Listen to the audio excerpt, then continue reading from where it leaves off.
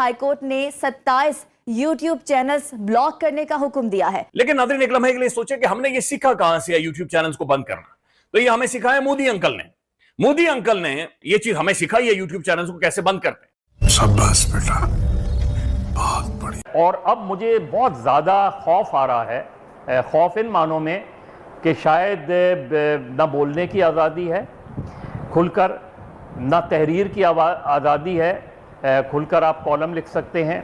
एक digital media की आज़ादी थी, लगता यही है कि डिजिटल मीडिया को भी जो है ना वो काबू करने का फैसला हो चुका है। इंडिया में जब YouTube को ब्लॉक किया गया था चैनल्स को, तो ये ब्लॉक करने का ऑर्डर सिर्फ इंडिया तक ही महदूद था। ये दूसरे ममालिक में वो तमाम चैनल्स जो है वो एक्सेसिबल थे।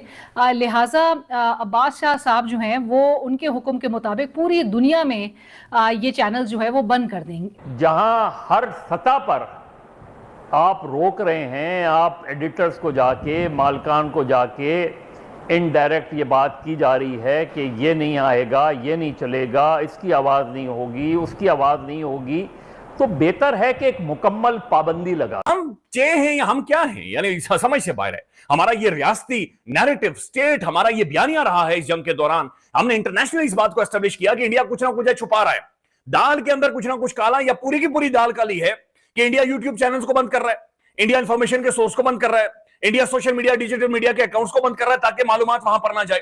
बल्कि पाकिस्तान के जो मोहतरम DGISPR साहब हैं, तमाम तर प्रेस कॉन्फ्रेंसेज में धड़ल्ले से छाती चौड़ी करके चेहरे के ऊपर सरकास्टिक मुस्कुराहट के साथ उन्होंने ये कहा कि देखा आपने फिर ये मीडिया के साथ क्या किया जाता है।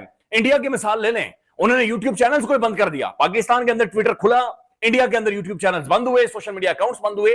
तो इस चीज को हम सेल करते रहे, इस चीज के ऊपर हम बयानियां बनाते रहे, हम पूरी दुनिया को बताते रहे, हम दुनिया को दिखाते रहे कि भाई हम बड़े ट्रांसपेरेंट हैं, हमारा मुल्क खुला हुआ है, हमारे मुल्क के अंदर जनाब जो सोर्स ऑफ इंफॉर्मेशन है वो बहुत ज्यादा आजाद है, हमारे मुल्क के अंदर बातचीत गुफ्तगू बहुत ज्यादा आजादी के साथ की जाती है। लेकिन अब हमारा जो एक जुडिशियल मजिस्ट्रेट है वो ये कह रहा है कि यूट्यूब को ये कह रहा है कि आप इन यूट्यूब चैनल्स को बंद कर दे, और जाहिर है हुकूमत इस सारे हुक्मनामे को अटैच करके भेजेगी और कोशिश करेगी कि यूट्यूब चैनल्स को बंद कर। और वैसे भी इस मुल्क में तो एक अलमिया ये है कि जो अगर अपने पैर पे भी खुद खड़े होने की कोशिश करे, जो भी खुद कमाने की कोशिश करे, तो उसको ऐसा उस पर वार किया जाता है। आप इकोनॉमी नहीं सही चला पा रहे तो इसमें हमारा क्या कसूर है, आप मीशत को एक सही ट्रैक पे नहीं लेकर आ सक रहे, आप मुल्क को एक सही सिमत की जानिब गामजन नहीं कर सक रहे, तो इसमें यूट्यूबर्स का क्या कसूर है। यूट्यूबर्स अगर हाईलाइट कर रही हैं आपके वो तमाम जो एंटी डेमोक्रेटिक प्रैक्टिसेस इस मुल्क में नाफिज की जा रही हैं, उसकी वजह से आपको इसके कॉन्सिक्वेंसेस बेयर करने पड़ेंगे। मुल्क इसका खमियाजा उठा रहे हैं, अवाम इस मुल्क की इसका खमियाजा उठा रही है।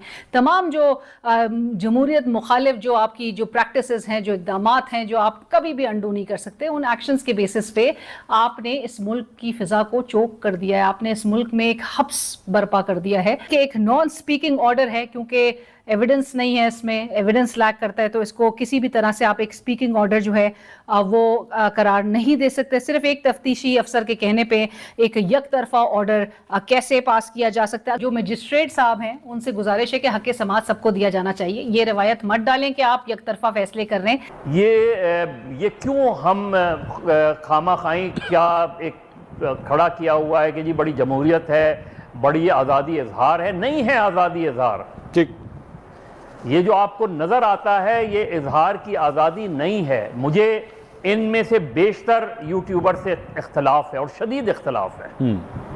आप इन पर मुकदमा बनाएं, इनको पेश करवाएं, नहीं आते समन करें, एक कानूनी रास्ता इख्तियार करें ना। ठीक, ये कानूनी रास्ता नहीं है। अब मुझे आप पैका बता दें, पैका के तहत पुलिस के पास कहाँ इख्तियार था, लेकिन पुलिस उठा के ले जाती है, ठीक, पुलिस उठा के बंद कर देती है जिसके पास कोई इख्तियार ही नहीं है। भाई उसके लिए एक अलग एजेंसी बनाई। तो ओवरऑल मुझे एक कंट्रोल किस्म का, एक hybrid freedom of the press का निज़ाम नजर आ रहा है।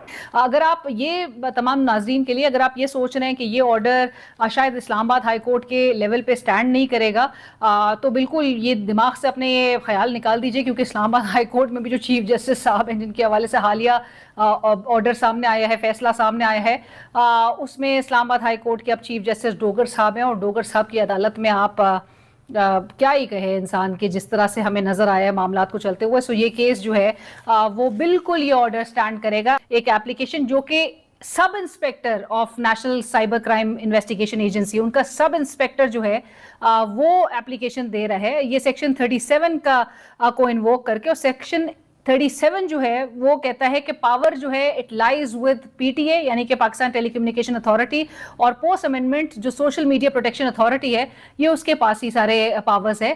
ये सब इंस्पेक्टर जो है वो आके इसमें जो है वो मुद्दई बन रहा है, वो आके जो है वो एप्लीकेशन सबमिट करा रहा है। वो तमाम आवाजें जो आपको पाकिस्तान इंडिया कॉन्फ्लिक्ट के दौरान सुनाई दी गई, जिसमें हम जब देखते थे कि पाकिस्तानी जो यूट्यूबर्स हैं उनके चैनल्स इंडिया ब्लॉक कर देता था तो हम बड़ा सेलिब्रेट करते थे, हमारे लिए एक बड़ा विक्ट्री, एक बड़ा एक शील्ड की तरह हमारे लिए था कि इंडिया ने हमारा चैनल जो है वो ब्लॉक कर दिया। यूट्यूब चैनल्स न्यूज चैनल्स के हो रहे थे और उसमें बार बार ब्रेकिंग चलाई जा रही थी, हम बड़ा सेलिब्रेट कर रहे थे इस बात को कि इंडिया ने हमारा यूट्यूब चैनल ब्लॉक कर दिया। लेकिन पाकिस्तान में अब यूट्यूबर्स के साथ भारतीय सलूक ही हमें नजर आ रहा है। अब ये एक नया हथकंडा है, ये भी करके देख लो।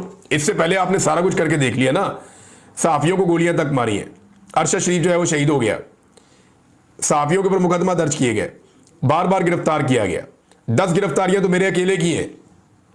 इसके बाद जो है वो आपने सहाफियों को जबरी तौर पे लापता किया, मुझे भी लापता किया जबरी तौर पे, और मैं 5 महीने तक वहां पे रहकर आया। अगर उससे आप नहीं जीते ना तो इससे भी आप जीतने नहीं वाले, ना हम आपको जीतने देंगे। हमें 70 साल से मार खा के मार खाने की आदत पड़ गई है। आपको भी मार खाने की आदत नहीं पड़ी, आपको पता चलेगा जब पाकिस्तानी रिटेलिएट करे।